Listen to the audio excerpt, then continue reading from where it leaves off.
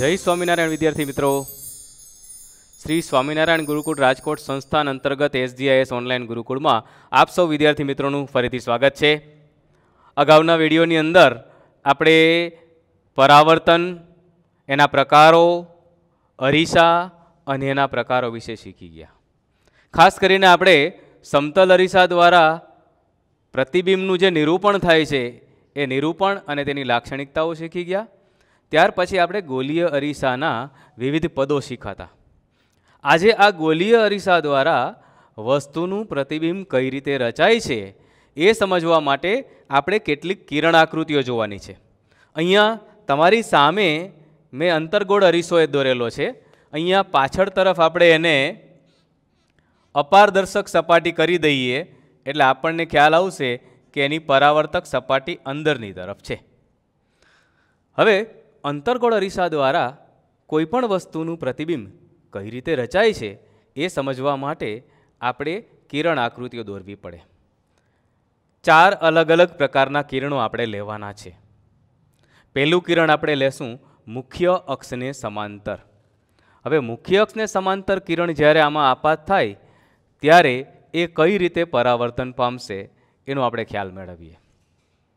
आ चार किरण आकृतिओ तमे स्पष्टपणे समजी लेशो तो एना मददथी वस्तुना प्रतिबिंब अंतरगोळ अरीसानी सामे कई कई रीते रचाशे ए तमे आसानीथी दोरी शकशो अने समजावी पण शकशो अने समजी पण शकशो।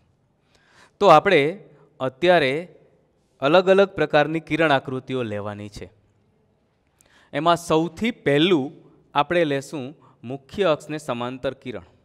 पण ए पहेला तमारी सामे जे मैं आकृति दोरेली छे ए आकृति तमारे तमारी नोटमां दोरवी होय, झड़पी स्पष्ट अने नोटनी साइज मुजब दोरवी होय तो केटलाक माप तमे लोको नोंधी लो।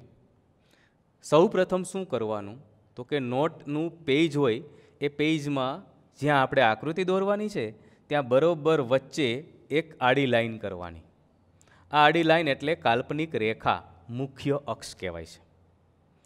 आ मुख्य अक्ष में कोई एक जग्याए आपणे बिंदु मूकीए P, जे बनशे अरीसानो ध्रुव पोल P। एनाथी निश्चित अंतरे एटले 2 सेंटीमीटर अथवा 3 सेंटीमीटर, याद राखजो सेंटीमीटर, इंच नहीं, 2 सेंटीमीटर अथवा 3 सेंटीमीटर जे राखो ए चोक्कस राखजो। तो आपणे अत्यारे अहींया गणीए छीए 2 सेंटीमीटर। P थी 2 सेंटीमीटर दूर एक बिंदु लो जेने नाम आपो F। F एटले मुख्य केंद्र जे आपणे अगाऊ शीखी गया छे। एनाथी 2 सेंटीमीटर दूर C, C एटले वक्रता केंद्र, एनी पण व्याख्या आपणे जोई गया छे। आ माप लखी लीधा पछी C ने केंद्र गणवानुं अने P जेटली त्रिज्या लई चाप लगाववानी परिकरनी मददथी।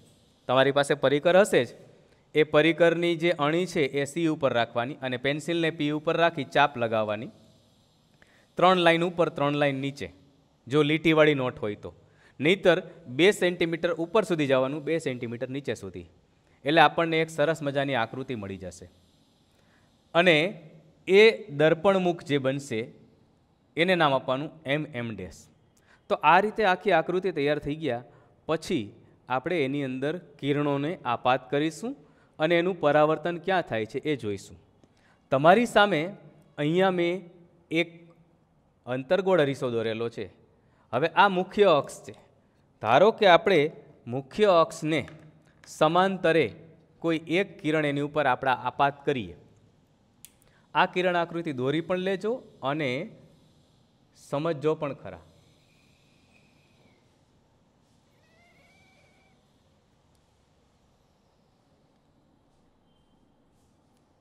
मुख्य अक्षने समांतरे आपात थतुं किरण अंतरगोळ अरीसा वडे परावर्तन पामीने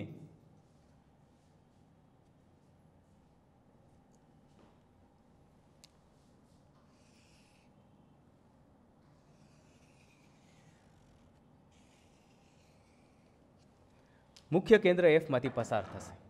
बस आटલું જ समजवानुं छे।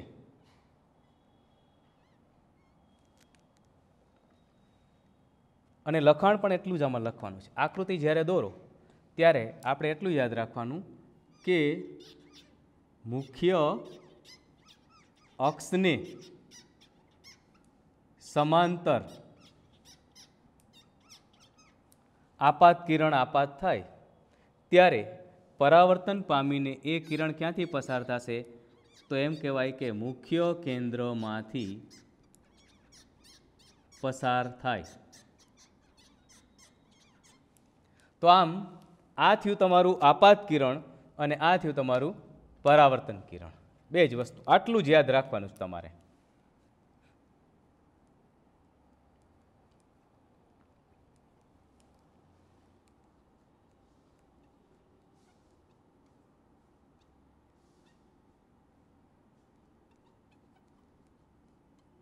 આપાત કિરણ અને પરાવર્તિત કિરણ, બસ બે જ શબ્દો યાદ રાખવાના. ફરીથી કહી દઉં, આપાત કિરણ મુખ્ય અક્ષને સમાંતરે આપાત થાય, અંતર્ગોળ અરીસા વડે પરાવર્તન પામીને મુખ્ય કેન્દ્ર એફમાંથી પસાર થશે. આ પહેલી કિરણ આકૃતિ થઈ. આવી જ કિરણ આકૃતિઓ આપણે અહીંયા પણ જોઈ શકીએ. બસ આ જ પ્રકારની 4 કિરણ આકૃતિ જોવાની છે. તો આપણે સૌથી પહેલાં જોઈએ કે અંતર્ગોળ અરીસાની સામે વિવિધ કિરણોને આપાત કઈ રીતે કરી શકાય છે. અહીં તમારી સામે 2 આકૃતિ આપેલી છે.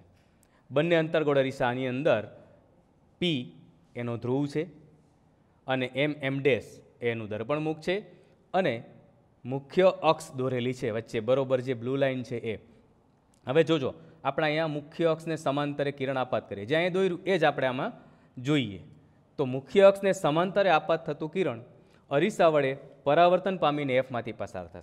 તો જો એફમાંથી પસાર થયું, આ પહેલી કિરણ આકૃતિ. ક્લિયર? અને એને હવે તમારે લખવાની છે નીચે કે મુખ્ય અક્ષને સમાંતરે આપાત થતું કિરણ પરાવર્તન પામી મુખ્ય કેન્દ્રમાંથી પસાર થશે. આ પહેલી કિરણ આકૃતિ જે આપણે બોર્ડ ઉપર પણ સમજ્યા અને પ્રેઝન્ટેશનમાં પણ જોઈ. બીજી આકૃતિ જોઈએ, ઉલટું કરીએ. જોઈએ બીજી આકૃતિમાં કે આપાત કિરણ આપણે મુખ્ય કેન્દ્રમાંથી પસાર કરીને આપાત કરીએ તો બીજા પ્રકારનું કિરણ એવું હોય કે જે મુખ્ય કેન્દ્ર એફમાંથી પસાર થઈને પછી આપાત થાય, તો એ કિરણનું પરાવર્તન કઈ તરફ થશે? તો આપણે એ જોઈએ, એ કિરણનું પરાવર્તન થયું મુખ્ય અક્ષને સમાંતર, એટલે આ આકૃતિથી બિલકુલ ઉલટું. મુખ્ય કેન્દ્રમાંથી પસાર થઈ અને અંતર્ગળ અરીસા ઉપર આપાત થતું કિરણ પરાવર્તન પામીને મુખ્ય અક્ષને સમાંતરે જાય છે. તો એ તમારું બીજી આકૃતિ થઈ. આ બીજું કિરણ થયું. આવા 2 કિરણો આપણે સ્પષ્ટપણે જોયા. ત્રીજું કિરણ આપણે હવે લેવાની વાત આવે છે. તો કેવું ત્રીજું કિરણ લેશું તો એ જોઈએ. ત્રીજા કિરણમાં પણ આપણે આકૃતિ તમારી સામે 2 દોરેલી છે. અહીંયા વધારાનું એક બિંદુ તમને સી પણ દર્શાવેલું છે. હવે જો આપાત કિરણ સીમાંથી પસાર થાય, વક્રતા કેન્દ્ર સીમાંથી પસાર થઈને આપાત થાય, પછી એ ઉપર થાય નીચે થાય કોઈ પણ દિશામાં, એટલું ખરું કે અંતર્ગોળ અરીસા ઉપર આપાત થતું કિરણ સીમાંથી પસાર થવું જોઈએ. એટલે અહીંયા જોયું છે કે સીમાંથી આપાત થતું કિરણ અંતર્ગોળ અરીસા ઉપર આપાત થાય ત્યારે પરાવર્તન પામીને એ જ દિશામાં પાછું ચાલ્યું જાય. જો તમે જુઓ, બ્લુ કિરણ આપાત થયું ને એ જ દિશામાં મેં લાલ કિરણ તમને પરાવર્તન કરેલું દેખાયું. એનો મતલબ સીમાંથી આપાત થતું કિરણ તે જ દિશામાં પરત ફરે છે, બીજે ક્યાંય જતું નથી. તો આ ત્રીજી કિરણ આકૃતિ થઈ અને એમાં લખાણ પણ એ જ આવશે, વક્રતા કેન્દ્ર સીમાંથી પસાર થઈને આપાત થતું કિરણ તે જ દિશામાં ફરી પરાવર્તન પામે છે. ચોથી કિરણ આકૃતિ જોઈએ, સી એફ. હવે આપણે જોઈએ પી. ધારો કે પી ઉપર આપણે થીટા ખૂણે કિરણ આપાત કરીએ. સીધું કિરણ પી ઉપર આપાત થયું અને એક નિશ્ચિત ખૂણે, અહીંયા આપણે ધારો કે થીટા ખૂણે કહીએ, તો પરાવર્તન પામીને ક્યાં ગયું? તો કે પરાવર્તન પામીને એ નીચેની તરફ થીટા ખૂણે જ પસાર થયું. અહીંયા તમે જુઓ તો સમતલ અરીસા જેવો જ તમને આભાસ થયો. આપાત કોણ અને પરાવર્તન કોણના મૂલ્યો સરખા છે, પરંતુ માત્ર લંબથી વિરુદ્ધ દિશામાં ગયું. તો તમારે આના માટે પણ ખાસ ધ્યાન રાખવાનું કે પી ઉપર થીટા ખૂણે આપાત થતું કિરણ પરાવર્તન પામને લંબની સામી બાજુએથી થીટા ખૂણે પસાર થાય છે. તો આ 4 મહત્વની કિરણ આકૃતિઓ છે, જે કિરણ આકૃતિઓ બરાબર તમે યાદ રાખી લેશો તો તમે ક્લિયરલી અંતર્ગોળ અરીસા વડે રચાતા પ્રતિબિંબો છે એ કેવી રીતે રચાય છે એ સમજી શકશો. 4x4 કિરણાકૃતિ બરોબર સ્પષ્ટપણે જોઈ લ્યો એટલે તમને ખ્યાલ આવી જશે. ફરી પાછી આપણે 4x4 કિરણાકૃતિઓ અહીંયા દોરીને જોઈ લઈએ છીએ એક સાથે 4x4 કિરણાકૃતિઓ. તમે જો 4x4 કિરણાકૃતિ તમારી સામે મૂકેલી છે એમાં તમને સ્પષ્ટપણે દેખાય છે કે આપાત કિરણ મુખ્ય અક્ષને સમાંતર, પરાવર્તન કિરણ એફમાંથી પસાર થાય. આપાત કિરણ એફમાંથી પસાર થાય, પરાવર્તન કિરણ મુખ્ય અક્ષને સમાંતર. આપાત કિરણ સીમાંથી પસાર થાય, પરાવર્તન કિરણ સીમાંથી જ પસાર થાય તે જ દિશામાં. આપાત કિરણ પી ઉપર થીટા ખૂણે આપાત થાય, લંબની સામી બાજુએથી થીટા ખૂણે પરાવર્તન પામે. આ 4 કિરણાકૃતિ તમે યાદ રાખી લેશો તો આપણે વસ્તુનું પ્રતિબિંબ રચવાનું સરળ બની રહેશે. તો આપણે હવે એ જોવાનું છે. અહીંયા ધારો કે મેં એક કોઈ વસ્તુ રાખેલી છે તો તમારી સામે એક વસ્તુ હું દોરી દઉં છું. અહીંયા કેવી રીતે આપણે આકૃતિ દોરી શકશું તો આપણે એ જ જોવાનું છે. ધારો કે આપણે એક વસ્તુ લીધી છે એ બી. વસ્તુનું ટોચનું બિંદુ છે એ અને તળિયાનું બિંદુ છે બી. અગાઉ આપણે કિરણ આકૃતિ શીખી જ ગયા છીએ, એનો જ ઉપયોગ કર્યો છે. આ વસ્તુ એ બીના ટોચમાંથી એક કિરણ મુખ્ય અક્ષને સમાંતરે આપાત થાય છે. એ આપણે શીખ્યા એમ પરાવર્તન પામીને મુખ્ય કેન્દ્ર એફમાંથી પસાર થાય છે. હવે આપણે લેવાનું આવે છે બીજું કિરણ. આપણે 4 કિરણો શીખ્યા એમાંથી એક લીધું, બાકીના 3 પૈકી કોઈ પણ કિરણ લઈ શકાય. કોઈ પણ કિરણ. આપણે અત્યારે કિરણ લેશું સીમાંથી પસાર થતું કિરણ. તો સીમાંથી પસાર થતું કિરણ લેવું હોય તો બરાબર જોજો.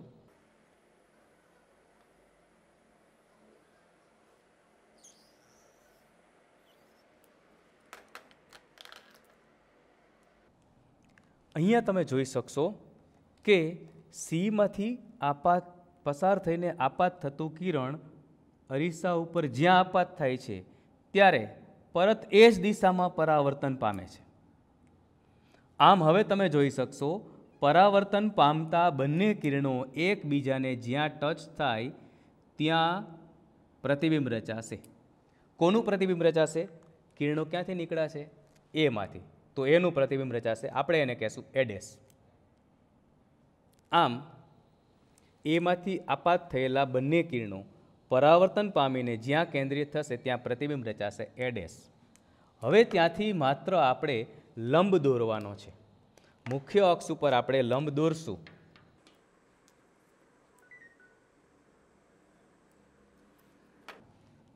અને આ લંબનો લંબપાદ જ્યાં ટચ થાય મુખ્ય અક્ષને એને નામ આપશું બી ડેશ. હવે તમે સ્પષ્ટપણે જોઈ શકો કે વસ્તુ એ બીનું પ્રતિબિંબ એ ડેશ બી ડેશ ક્યાં રચાણું? સી અને એફની વચ્ચે. કેવું રચાણું? ઉલટું. એટલે ઉલટું પ્રતિબિંબ હંમેશા વાસ્તવિક હોય. તો અહીંયા આપણે પ્રતિબિંબ કેવું રચાણું એનો પ્રકાર લખવો હોય તો આપણે પ્રકાર લખી શકીએ ઉલટું અને વાસ્તવિક. એનું સ્થાન લખવું હોય તો સ્થાન આપણે લખી શકીએ સી અને એફની વચ્ચે.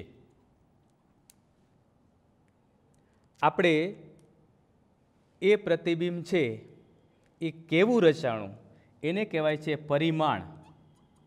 આપણી ભાષામાં એને આપણે એમ કહેશું કદ. તો કદ છે એનું માપ નથી લખવાનું, ખાલી એટલું જ લખવાનું છે પ્રમાણ માપ, કે વસ્તુ કરતાં નાનું કે મોટું.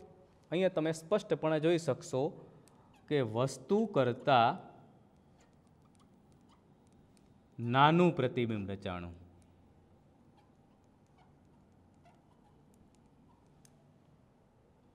આમ આપણે માત્ર કિરણ આકૃતિને ધ્યાનમાં લઈએ તો આખા પ્રશ્નનો જવાબ લખી શકીએ. 2 માર્કમાં અવારનવાર સવાલ આ પૂછાય છે અંતર્ગોળ અરીસાની સામે વસ્તુને વક્રતા કેન્દ્ર સી થી દૂર ગોઠવતા મળતા પ્રતિબિંબનું સ્થાન, પ્રકાર અને પરિમાણ જણાવો. તો આપણે આકૃતિ દોરવાની, જે 1.5 માર્કની આકૃતિ છે અને અડધા માર્કનું લખાણ છે. તો વક્રતા કેન્દ્ર સી થી દૂર ગોઠવતા વસ્તુનું પ્રતિબિંબ ઉલટું અને વાસ્તવિક સી અને એફની વચ્ચે તથા વસ્તુ કરતાં નાનું પ્રતિબિંબ રચાય છે. આમ ક્લિયરલી આપણે આકૃતિ દોરીને સમજી શકીએ. આ જ આકૃતિ આપણે પ્રેઝન્ટેશન દ્વારા પણ સમજવાની છે. તો ચાલો આપણે પ્રેઝન્ટેશનમાં સમજીએ. અંતર્ગોળ અરીસા વડે જે પ્રતિબિંબ રચાય છે એ આ જ વસ્તુ આપણે ત્યાં શીખી લઈએ. અહીંયા તમે જોઈ શકશો તો બીજી વસ્તુ બતાવી છે કે અંતર્ગોળ અરીસાની સામે અનંત અંતરે, ખૂબ જ દૂર, સીથી ક્યાંય દૂર આપણે વસ્તુને મૂકીએ તો એમાંથી આવતા કિરણો સમાંતરે આપાત થાય છે. એટલે સમાંતરે આપાત થશે. આ સમાંતરે આપાત થતા કિરણો પરાવર્તન પામીને ક્યાંથી પસાર થશે? એફમાંથી. તો જો એફમાંથી પસાર થયા, એનો મતલબ બંને પરાવર્તિત કિરણો એફમાં કેન્દ્રિત થયા. અને એફમાં કેન્દ્રિત થયા એટલે એફ ઉપર, મુખ્ય કેન્દ્ર એફ ઉપર એનું પ્રતિબિંબ રચાશે. અને એફ ઉપર રચાય એ પ્રતિબિંબ એકદમ નાનું પ્રતિબિંબ હોય. કિરણો ભેગા થયા એટલે વાસ્તવિક હોય. તો વાસ્તવિક પ્રતિબિંબ હંમેશા ઉલટું હોય. એટલે આપણે એમ કહી શકીએ ઉલટું, વાસ્તવિક અને ખૂબ જ નાનું. ખૂબ જ નાનું એટલે એમ કહી શકાય કે બિંદુવત પ્રતિબિંબ. સૌથી નાનું પ્રતિબિંબ એક બિંદુ જેટલું. એટલે અહીંયા બિંદુવત પ્રતિબિંબ રચાશે. તો અંતર્ગોળ અરીસા વડે અનંત અંતરે રહેલી વસ્તુનું પ્રતિબિંબ હંમેશા ઉલટું, વાસ્તવિક અને ખૂબ જ નાનું એટલે કે બિંદુવત પ્રતિબિંબ રચાય છે. આવી જ રીતે આપણે હવે બીજું જોઈએ. ધારો કે વસ્તુને અહીંયા આપણે સી ઉપર મૂકી છે, એ જ વસ્તુ અહીં જોવાની છે. સીથી દૂર મૂકેલી વસ્તુ છે એમાંથી આપાત થતું કિરણ મુખ્ય અક્ષને સમાંતરે આપાત થયું. જુઓ, પરાવર્તન પામીને એફમાંથી પસાર થયું. બીજું કિરણ સીમાંથી પસાર કર્યું, પરાવર્તન પામીને પાછું સીમાંથી જ પસાર થયું. બંને કિરણો અહીંયા જ્યાં ભેગા થયા ત્યાં પ્રતિબિંબ રચાશે એ ડેશ, અને એ ડેશમાંથી આપણે લંબ દોરીએ બી ડેશ. તો જે આકૃતિ અહીંયા દોરી છે એ પ્રેઝન્ટેશનમાં તમને જોવા મળી. આમ બે આકૃતિઓ તમે ક્લિયરલી સમજી ગયા, પણ આ આકૃતિ યાદ રાખવાની જરૂરિયાત નથી. આપણે અગાઉ 4 કિરણ આકૃતિ શીખ્યા, એ જ યાદ રાખવાની જરૂરિયાત છે. તો તમે જુઓ હવે કે આવી જ આકૃતિઓ તમને ચોપડીની અંદર આપેલી છે, એ આપણે શીખવાની છે. હવે ચોપડીમાં પણ તમને અલગ અલગ આકૃતિ આપી છે. ધારો કે ચોપડીની આકૃતિ તમે જુઓ તો વસ્તુને સી અને એફ એની વચ્ચે, એફ ઉપર, એફ અને પીની વચ્ચે એમ અલગ અલગ જોવાની છે. સૌથી પહેલાં અહીંયા આપણે જોઈએ કે વસ્તુને સી અને એફની વચ્ચે મૂકીએ તો એનું પ્રતિબિંબ કેવું મળશે. એટલે આકૃતિમાં તમે સ્પષ્ટપણે જોઈ શકો. કિરણ આકૃતિ આ જ છે. મુખ્ય અક્ષને સમાંતરે આપાત થતું કિરણ જુઓ જોઈએ, એફમાંથી પસાર કર્યું. બીજું કિરણ સીમાંથી આપાત થયું અને એ જ દિશામાં પરાવર્તન પામ્યું. તો તમે અહીંયા ક્લિયરલી જોઈ શકશો બંને કિરણો એકબીજાને જ્યાં મળે છે ત્યાં પ્રતિબિંબ રચાણું એ ડેશ. એ ડેશમાંથી આપણે દોર્યો લંબ. લંબપાદને જ્યાં ટચ થાય નામ આપ્યું બી ડેશ. તો અહીંયા જે પ્રતિબિંબ રચાણું એ ઉલટું છે, વાસ્તવિક છે અને વસ્તુ કરતાં મોટું પ્રતિબિંબ છે. એની મેળે જ્યાં કિરણો ભેગા થાય ને ત્યાં જ પ્રતિબિંબ રચાય. એટલે આપણને ક્લિયરલી દેખાય છે કે વસ્તુનું પ્રતિબિંબ વસ્તુ કરતાં મોટું રચાય છે. અને ક્યાં રચાણું? તો તમે જુઓ સીથી દૂર પ્રતિબિંબ રચાણું. તો હવે આપણે સ્પષ્ટ સમજી શકીએ કે સી અને એફની વચ્ચે જો વસ્તુ મૂકીએ તો પ્રતિબિંબ સીથી દૂર મળે, ઉલટું અને વાસ્તવિક મળે અને વસ્તુ કરતાં મોટું મળે. તો વસ્તુ જેમ જેમ નજીક લઈ ગયા એમ પ્રતિબિંબ દૂર ગયું.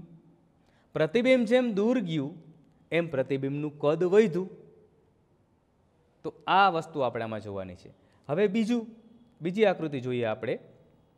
બીજી આકૃતિમાં શું થાય છે? તો વસ્તુને આપણે એફ અને પીની વચ્ચે મૂકી દીધી.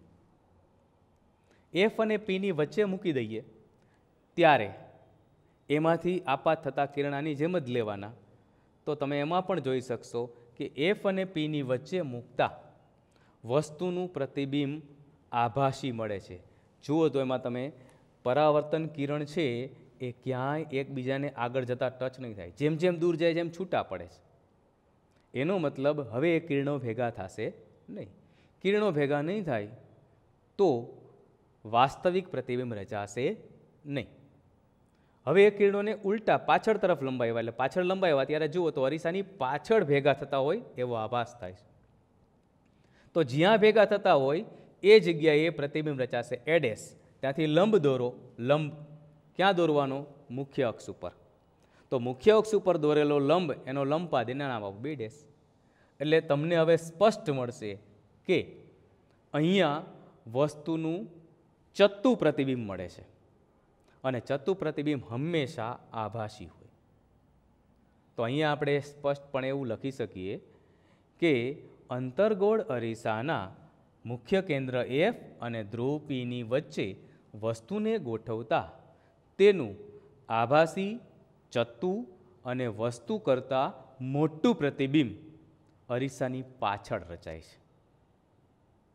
આભાસી પ્રતિબિંબ હંમેશા અરીસાની પાછળ જ હોય. એના પછીની આકૃતિઓ આપણે જોઈએ તો શું જોવાની છે? તો કે હવે આપણે વસ્તુને મુખ્ય કેન્દ્ર એફ ઉપર જ ગોઠવી દઈએ તો ફરી પાછા એમ જ કિરણ લેવાના, મુખ્ય અક્ષને સમાંતર અને સીમાંથી આપાત થતું કિરણ. જુઓ જોઈએ પરાવર્તન પામતા બંને કિરણો એકબીજાને સમાંતર જ જાય છે. સમાંતર કિરણો છે એ હંમેશા એકબીજાથી સરખા અંતરે રહીએ. એનો મતલબ એ ક્યાંય એકબીજાથી નજીક આવે નહીં, ક્યાંય એકબીજાથી દૂર જાય નહીં. આવા સમાંતર કિરણો એકબીજાને મળતા નથી. આગળ લંબાવો કે પાછળ લંબાવો એ ક્યાંય નહીં મળે. એટલે આવા સમાંતર કિરણો અનંત અંતરે એકબીજાને મળતા હોય ને એવો આભાસ થાય. એટલા માટે આનું પ્રતિબિંબ અનંત અંતરે રચાય અને અનંત અંતરે ઉલટું, વાસ્તવિક અને ખૂબ જ મોટું, એના માટે એક શબ્દ વપરાય છે વિવર્ધિત પ્રતિબિંબ રચાય છે. તો મુખ્ય કેન્દ્ર ઉપર મૂકેલી વસ્તુનું પ્રતિબિંબ ઉલટું, વાસ્તવિક અને વિવર્ધિત હોય છે, એટલે કે વસ્તુ કરતાં ખૂબ જ મોટું હોય છે. અને આપણે છેલ્લું એક આકૃતિ જોઈએ તો આ વસ્તુને આપણે સી ઉપર મૂકી દઈએ તો શું થાય? ફરી પાછા એ જ કિરણો મુખ્ય અક્ષને સમાંતરે આપાત કરો, પરાવર્તન પામીને એફમાંથી પસાર થાય. એફમાંથી આપાત કરો, પરાવર્તન પામીને મુખ્ય અક્ષને સમાંતરે આપાત થાય. તો બંને કિરણો જ્યાં ભેગા થાય ત્યાં પ્રતિબિંબ રચાણું એ ડેશ. આ વખતે તમે જોઈ શકશો વસ્તુનું પ્રતિબિંબ સી ઉપર જ મળ્યું. સી ઉપર રાખી સી ઉપર જ પ્રતિબિંબ મળ્યું. વસ્તુના કદ જેવડું જ પ્રતિબિંબનું કદ છે. પ્રતિબિંબ ઉલટું અને વાસ્તવિક છે. તો આટલું ક્લિયર થાય કે અંતર્ગોળ અરીસાની સામે સી ઉપર વસ્તુને ગોઠવતા તેનું વાસ્તવિક, ઉલટું અને વસ્તુના કદ જેવડું જ પ્રતિબિંબ રચાય છે અને સી ઉપર રચાય છે. આમ અલગ અલગ 4 આકૃતિઓ આપણે ત્યાં જોઈ ગયા છીએ અને એક આકૃતિ આપણે અહીંયા દોરી છે. તો આ અંતર્ગોળ અરીસા દ્વારા રચાતા પ્રતિબિંબનો તમને ખ્યાલ આવ્યો હશે. આ અંતર્ગોળ અરીસાના ઉપયોગ ક્યાં થાય છે? આપણે ઉપયોગમાં ક્યાં આવે છે? તો અંતર્ગોળ અરીસાનો ઉપયોગ આપણે ઘરમાં કરીએ છીએ. છોકરીઓ કે સ્ત્રીઓ છે એ મેકઅપ કરે છે ત્યારે મેકઅપ બરાબર રહ્યો કે નહીં એ સ્પષ્ટ દેવા માટે થઈને અંતર્ગોળ અરીસાનો ઉપયોગ કરી શકે. એટલે ખાસ મેકઅપમાં એનો ઉપયોગ થાય છે. છોકરાઓ કે પુરુષો દાઢી કરતા હોય, તમારે દાઢી નહીં આવી હોય પણ પુરુષો દાઢી કરે ત્યારે જો અંતર્ગોળ અરીસાનો ઉપયોગ કરે તો એક એક નાનો નાનો વાળ છે એને દેખાતો હોય, એટલે દાઢી કરવામાં આ અંતર્ગોળ અરીસાનો ઉપયોગ કરે છે. આ ઉપરાંત આપણે જોઈએ તો કોઈ પણ વાહન, પછી 2 વ્હીલર હોય કે 4 વ્હીલર, એની આગળ હેડલાઇટ હોય. આ હેડલાઇટમાં પણ અંતર્ગોળ અરીસાનો ઉપયોગ થાય. આજે બધાય પોતાના ઘરે જે વાહન પડ્યું હોય, પછી એ 2 વ્હીલર કે 4 વ્હીલર, એની આગળની હેડલાઇટમાં જોજો વચ્ચે એક નાનકડો લેમ્પ હશે અને લેમ્પની પાછળ રિફ્લેક્ટર ગોઠવું હશે, અરીસા જેવું રિફ્લેક્ટર. આ રિફ્લેક્ટર અંતર્ગોળ અરીસાનું કામ કરે છે. બલ્બમાંથી નીકળતો પ્રકાશ રિફ્લેક્ટર ઉપર આપાત થઈને પરાવર્તન પામીને મુખ્ય અક્ષને સમાંતર જાય. એટલે રાત્રે ક્યારેક જોશો તો વાહનની હેડલાઇટ એકદમ સામી દૂર સુધી ફેંકાય. એટલા માટે એનો ત્યાં ખૂબ જ ઉપયોગ થાય છે. આવો જ ઉપયોગ આપણે ટોર્ચમાં કરીએ છીએ. ખેતરે જ્યારે જઈએ, રાત્રે પાણી વાળવા કેમ ગયા હોય ત્યારે હાથમાં ટોર્ચ લીધી હોય.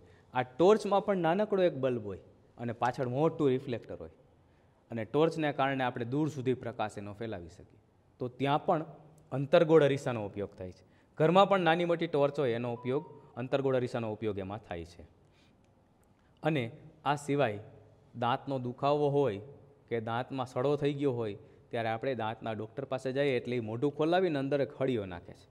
એમાં આગળના ભાગે અંતર્ગોળ અરીસો હોય. એ અંદર નાખીને જોઈ શકે કે દાંતમાં કઈ જગ્યાએ પ્રોબ્લેમ છે. તો આવા દાંતના ડૉક્ટર છે એ અંતર્ગોળ અરીસાનો ઉપયોગ કરે છે. આમ તમે આજે જોઈ લ્યો તો અંતર્ગોળ અરીસા દ્વારા રચાતા પ્રતિબિંબ છે એ તમે સ્પષ્ટપણે સમજી ગયા. એની આકૃતિ કેમ દોરવી એ પણ ક્લિયર થઈ ગયું છે. અને આમાંથી જે પ્રશ્ન પૂછાય છે એ પણ ખાસ તમને કહી દઉં. આમાંથી પ્રશ્ન એવો પૂછાય છે કે અંતર્ગોળ અરીસાની સામે વસ્તુને ખાલી જગ્યા સ્થાને, આ ખાલી જગ્યા સ્થાન એટલે શું? તો પહેલું આવે એફ અને પીની વચ્ચે, બીજું આવે મુખ્ય કેન્દ્ર એફ ઉપર, ત્રીજું આવે એફ અને સીની વચ્ચે, ચોથું આવે સી ઉપર, પાંચમું આવે સીથી દૂર, અને છઠ્ઠું આવે અનંત અંતરે. મેં આટલી વસ્તુ લખી. પ્રશ્ન આમ જ પૂછાય, કોઈ પણ એક જ પૂછાય. અંતર્ગોળ અરીસાની સામે વસ્તુને મુખ્ય કેન્દ્ર એફ અને ધ્રુવની પીની વચ્ચે ગોઠવતા મળતા પ્રતિબિંબનો સ્થાન, પ્રકાર અને પરિમાણ આકૃતિ સાથે જણાવો. 2 માર્ક. આવો જ પ્રશ્ન નીકળે. વસ્તુને અંતર્ગોળ અરીસાની સામે મુખ્ય કેન્દ્ર એફ ઉપર ગોઠવતા મળતા પ્રતિબિંબના સ્થાન, પ્રકાર અને પરિમાણ આકૃતિ સાથે જણાવો. તો આજના હોમવર્કની અંદર તમારે આ 6 આકૃતિ દોરવાની છે અને તેના સ્થાન, પ્રકાર અને પરિમાણ લખવાના છે. તો આજનો હોમવર્ક તમે લખી લેજો. અંતર્ગોળ અરીસાની સામે વસ્તુને,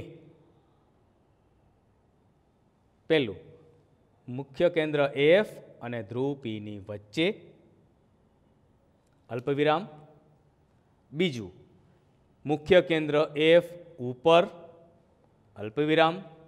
ત્રીજું મુખ્ય કેન્દ્ર એફ અને વક્રતા કેન્દ્ર સીની વચ્ચે, અલ્પવિરામ.